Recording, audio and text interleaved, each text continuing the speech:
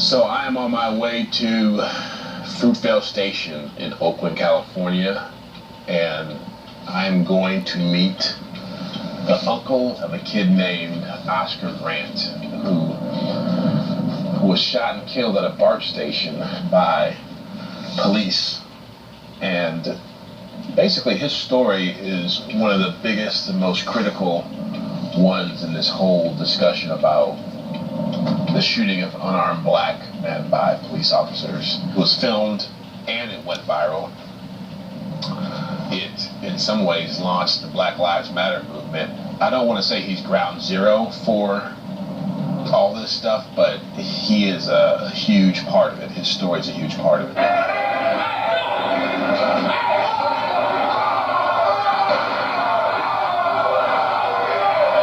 I'm so thankful that night that I texted him and I said to him, Uncle, God loves your family. Hour 30 minutes later, he was murdered. When I saw that video, I can remember collapsing. I must have just fainted, I don't know. I remember when I came back consciously, I was extremely angry because I couldn't believe that an officer would shoot my nephew with his hands crisscrossed behind his back, and he's restrained. But then I realized from that moment in time, God brought it to me, that text was for me. Because had I not texted him, the anger that I would have felt probably would have dissipated like it did, because God was telling me there was much more to do than just be angry and destructive. What Kaepernick did was huge to the spirit of Oscar's life. Their platform can help bring this issue to the forefront. Black bodies are dying and it seems like nobody cares. Where was Oscar killed? So this is the Fruitvale BART station. He was killed here at the Fruitvale BART station at this location over here.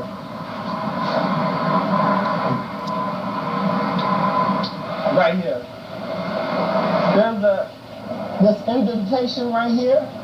This is where the bullet went through his body and of course bounced back up and penetrated his chest and collapsed his lungs. But even back then, I never really seen this spot because I was still blind in pain. And so coming up here was always a struggle. I can remember it used to make me nervous, right? Because I would get so angry. The 5-year anniversary, when I caught the train, I really took my time to absorb everything and came here and remember sitting at this very spot just thinking about Oscar. And so it's like, it's in my brain now. I can't get rid of it. I know exactly where he was shot at, where he was laying, and in the position of his friend. When you see your loved one killed in the way that they did, like Walter Scott, Eric Gardner, those that saw Michael Brown get killed, or Tamir Rice, right? There is nothing that is more damaging to your belief in a system that you thought really dispelled freedom, justice, and equality to all. All that is erased.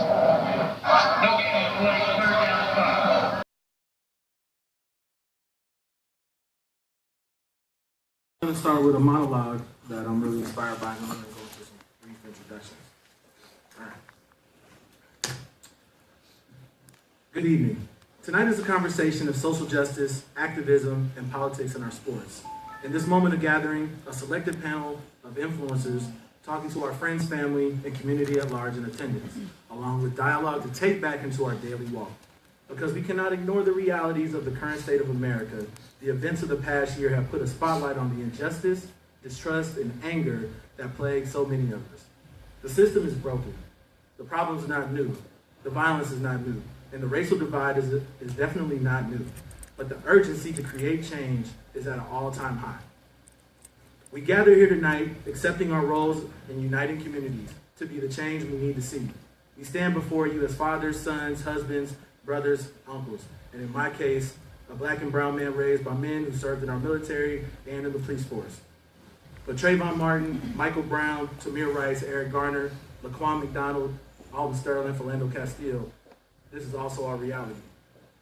Generations ago, legends like Jesse Owens, Jackie Robinson, Muhammad Ali, John Carlos, and Tommy Smith, Kareem Abdul-Jabbar, Jim Brown, Billie Jean King, Arthur Ashe, and Oakland's own Bill Russell all set a model for what athletes should stand for. So we choose to follow in their footsteps. But the racial profiling has to stop. The shoot to kill mentality has to stop.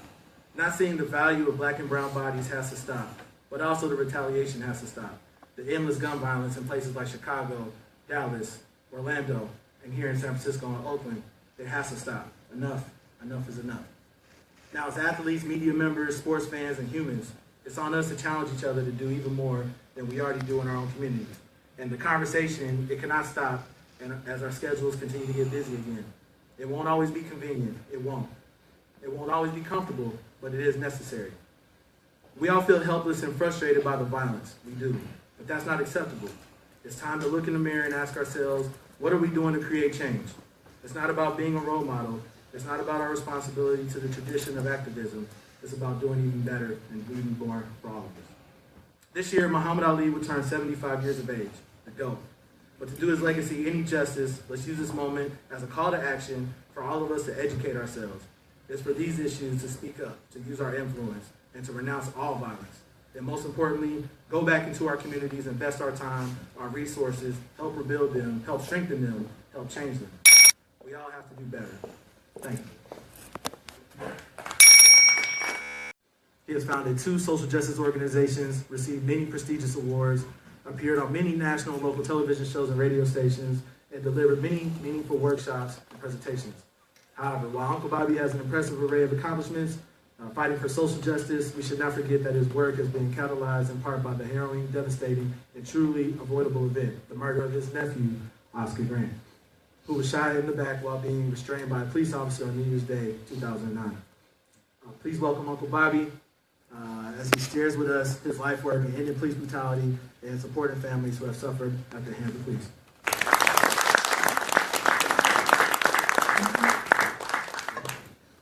To it, because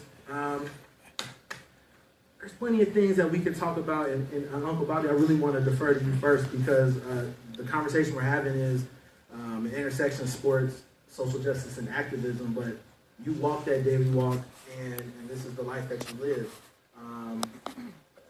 How have you personally been affected by that intersection of sports, the people that you've had a chance to talk to, and the change that you want to see moving forward in 2017?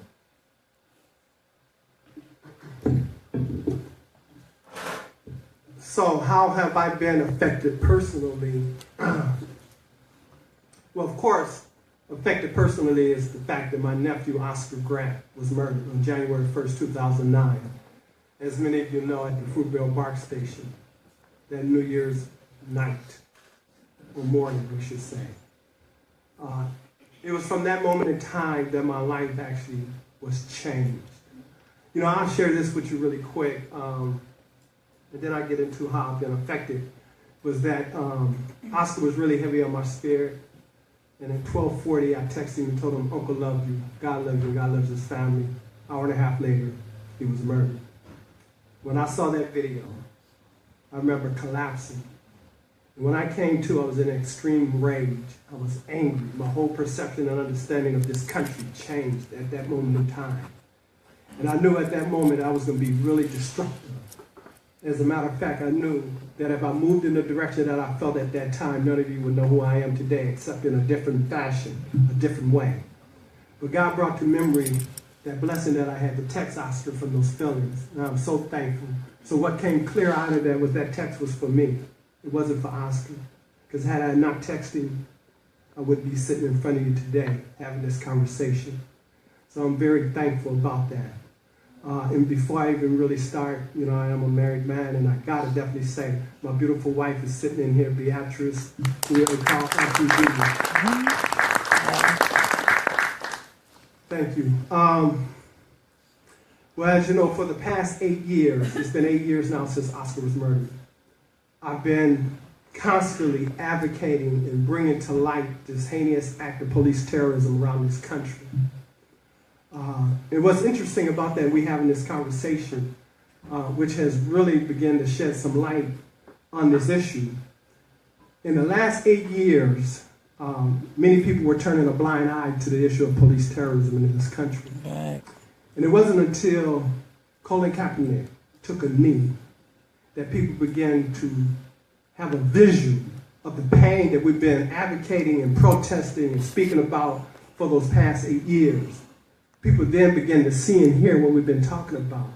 And I'm so thankful that the NFL 360 Network actually did an interview of me concerning Oscar and was able to show it on the network. But here's the interesting fact. In 2010, there was the World Series in San Francisco.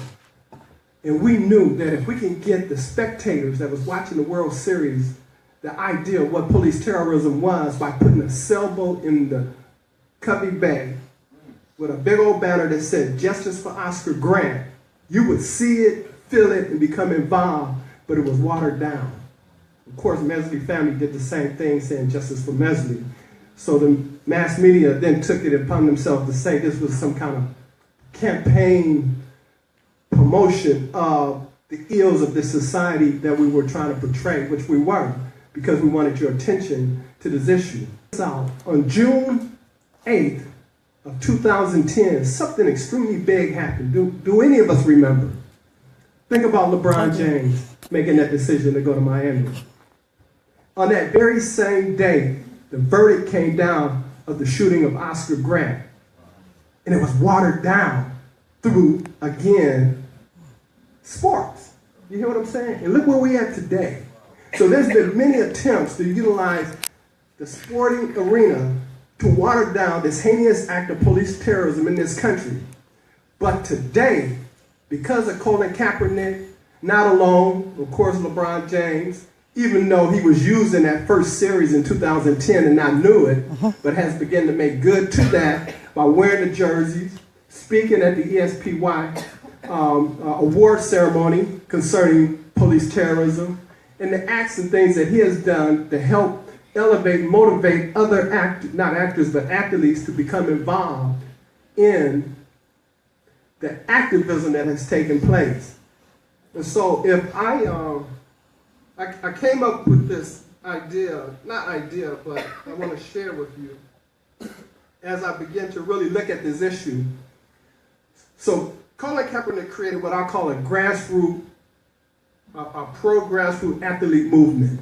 That was athletes that decided to wear a jersey or stand and speak to this in some form or fashion, more on a symbolism way.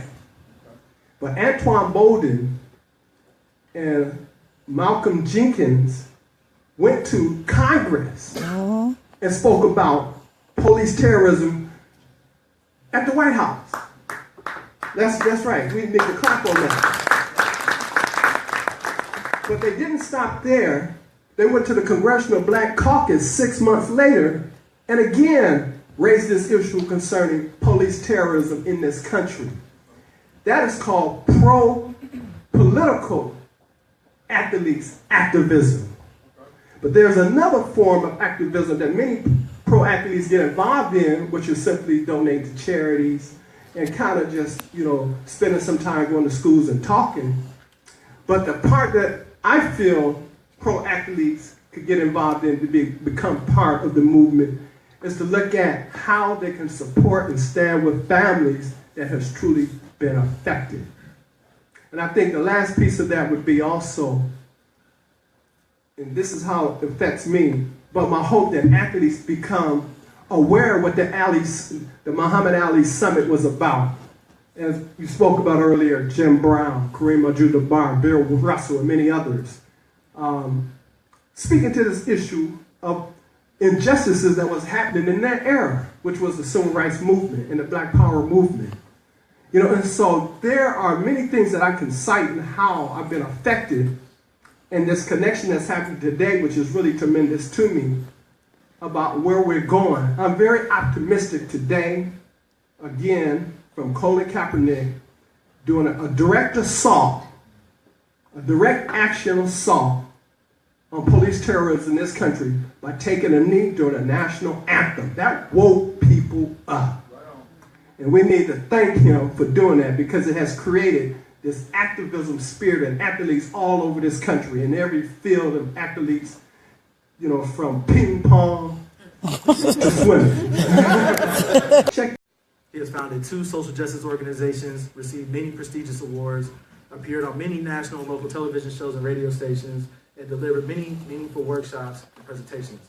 However, while Uncle Bobby has an impressive array of accomplishments, fighting for social justice, we should not forget that his work has been catalyzed in part by the harrowing, devastating, and truly avoidable event, the murder of his nephew, Oscar Grant, who was shot in the back while being restrained by a police officer on New Year's Day, 2009. Please welcome Uncle Bobby as he shares with us his life work in ending police brutality. And to share about this money thing. I think that we have to find a way to stop thinking about what we're going to lose financially as athletes and period, because we are losing lives. We're not going to have a generation. Our babies are getting killed at 13, 14, 15.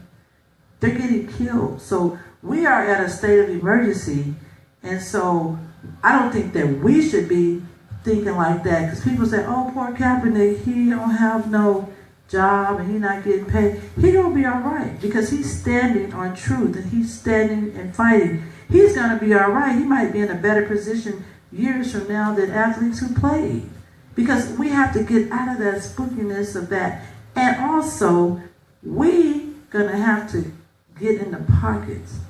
One thing we don't do as a people, we are not willing to sacrifice our personal material goods and these shoes we want, this we want, for something that's bigger than us, which is our children's lives.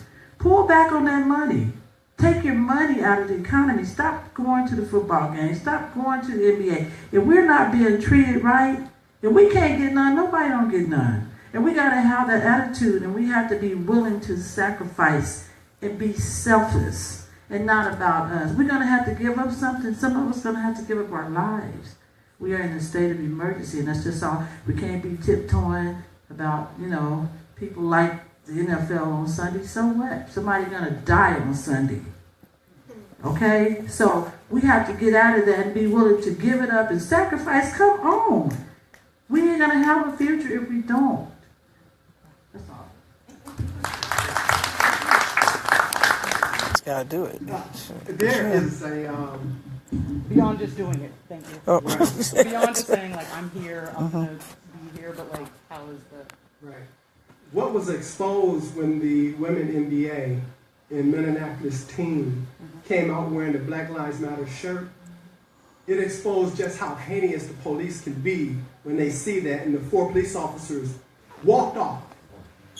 So that in itself, in seeing the women athletes get involved, was tremendous in exposing, again, this heinous act of how the police union will justify an act for police officers to walk away because women were speaking to the issue of police terrorism or the issue of Black Lives Matter.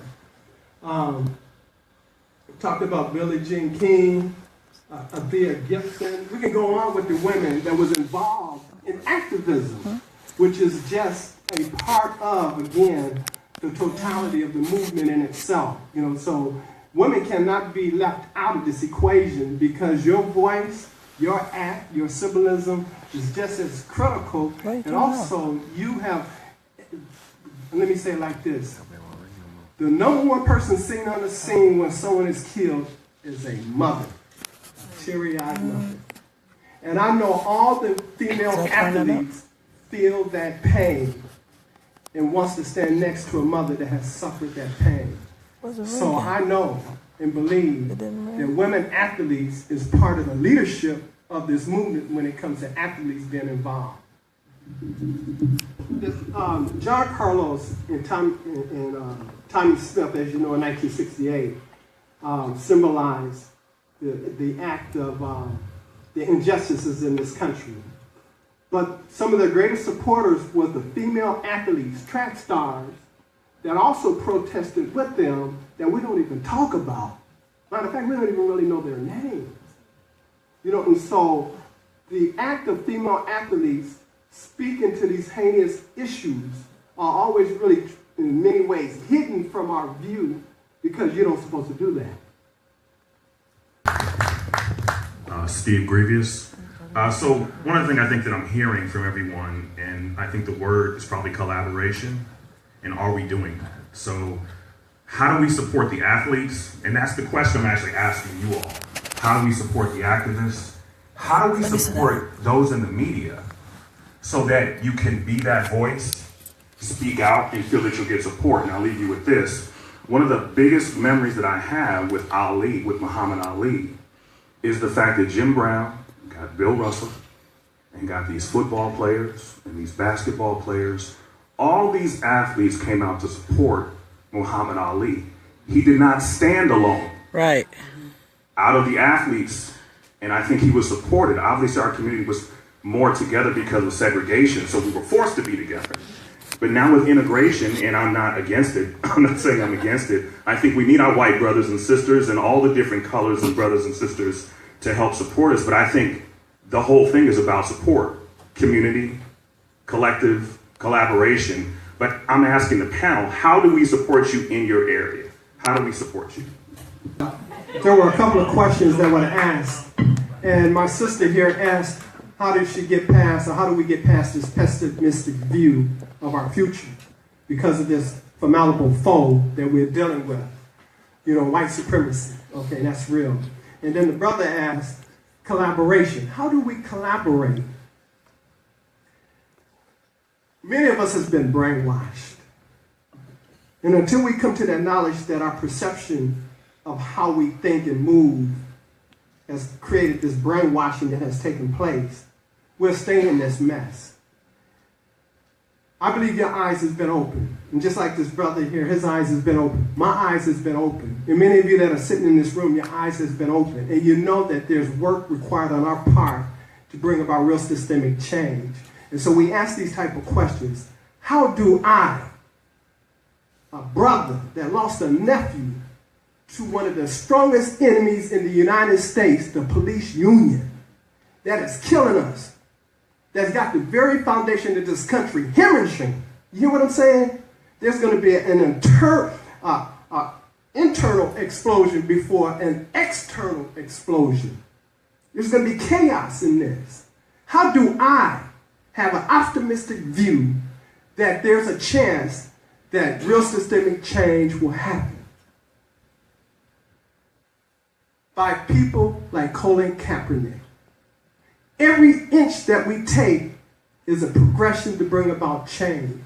Now, how do we take that move and then collaborate to get the community involved? How do we support that brother? Mass media has got us all fooled in believing that he doesn't have the support. But if we look at the numbers, Colin Kaepernick has become a major hero in the movement. Right. He has touched all of us in a way that we have begun to see this issue of this formidable foe. And now have become more optimistic in the fact that more athletes will become involved in bringing about this real systemic change. And all we have to do is take a peek in the past. What Jim Brown, Muhammad Ali, Kareem Abdul-Jabbar, and all of them did, it was great. But Harry Edwards took to Martin Luther King the idea of an Olympic boycott. And Martin Luther King said in that meeting, specifically to John Carlos, but all the other brothers that was there, this is power. Now, we realize just how significant a pro athlete is in speaking to these heinous acts in our community. All we have to do is continuously encourage that. Right now, we're inching along. Right. But there's someone in place that has made it clear that we all have to be involved. Black, white, Jew, brown, Asian, and that is an Agent Orange man that is sitting in the White House. He has made it clear that if we turn a blind eye to these issues in this country, right, where will we be tomorrow? He has founded 2 social justice organizations, received many prestigious awards, appeared on many national and local television shows and radio stations, and delivered many meaningful workshops and presentations.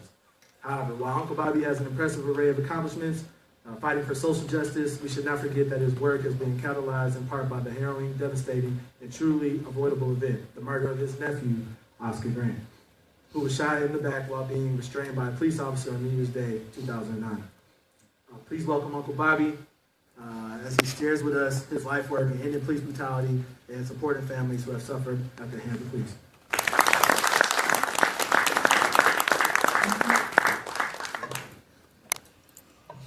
Also on my left, Lorenzo Neal plays 16. I had just asked that question. As a white journalist, I believe you said, if I heard the question right, how do I bring, I guess, sensitivity to understanding of black athletes?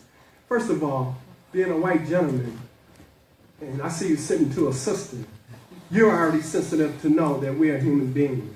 So it becomes your responsibility with your white allies that don't think and feel like you to make it clear that we are just as human as you are.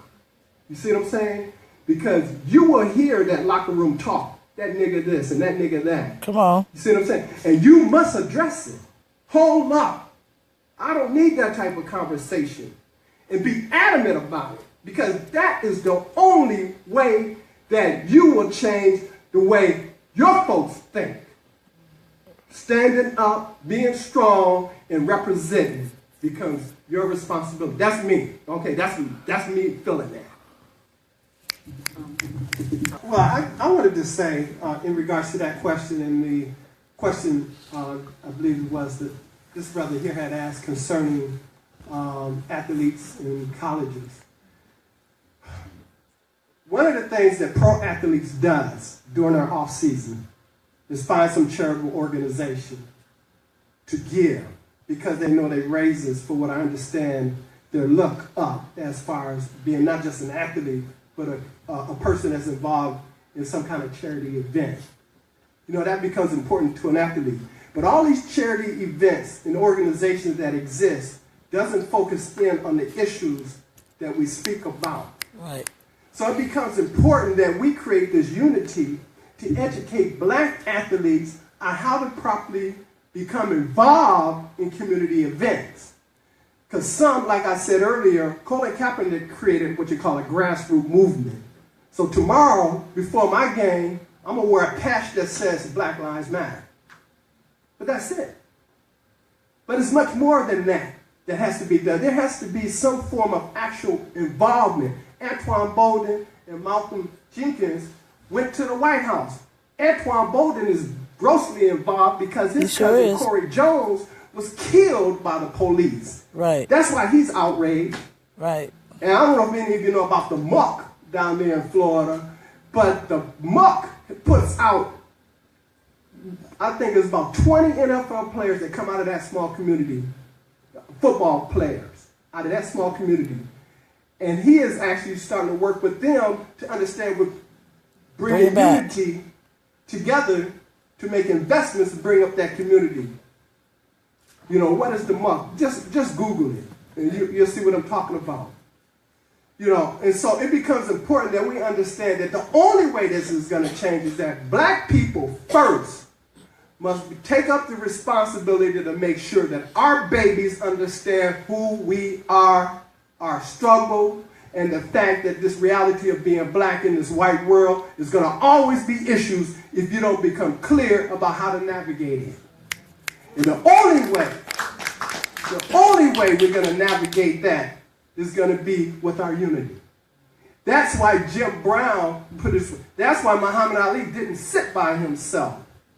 That's why Harry Edwards created the Olympic Human Rights Committee by bringing in athletes, black athletes, to be a part of that movement and boycotting the 1968 Olympics. It didn't happen, but what I'm getting at is that it becomes important that black people, we have a responsibility to ourselves first.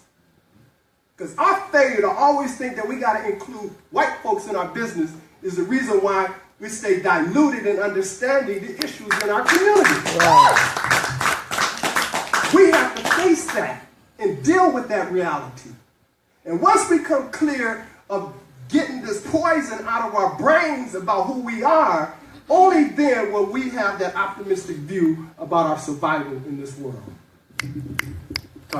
We're doing much more work than all of us can see. You know, just give a quick example. We heard about community violence. You know, the word was used, black on black. There are many people all across this country that is doing work in our community to stop the violence. Right. It's just that mass media is not going to let us see that. Right. There are many more athletes than Colin Kaepernick, Antoine Bolden, that are speaking to this very issue and really calling white supremacy what it is. But white mass media or white media is not going to let you see that. Right. Because that's not what they want you to see to become part of that movement. But we have to be clear that is happening. And if we fail to realize that it's happening, then we don't support the fact that it is happening, and then that collaboration breaks down. This is all by design. This whole system is built to survive this onslaught of the systemic change that needs to happen. And until we see through that muck, it'll continue to happen. So we must call it what it is. The white elephant is in the room, in the middle of the room, and we're having a discussion concerning it. And we cannot be afraid to call white supremacy what it is, white racism and what it is, and the very issues that is ill in this society and what it is. Call it. Here, I just want to make sure I address your question specifically. Marshawn Lynch said it best. Sometimes I'm just here so I won't get fined. Not everybody needs to. My boy. And I also think that I thank Colin because he came well prepared to say what he had to say. With that being said, I want to thank Lorenzo Neal. I want to thank Uncle Bobby. I want to thank Jason Jones. Thank you all for showing up. We had a good time. We definitely going to do this again. Right. Yeah, go ahead, please.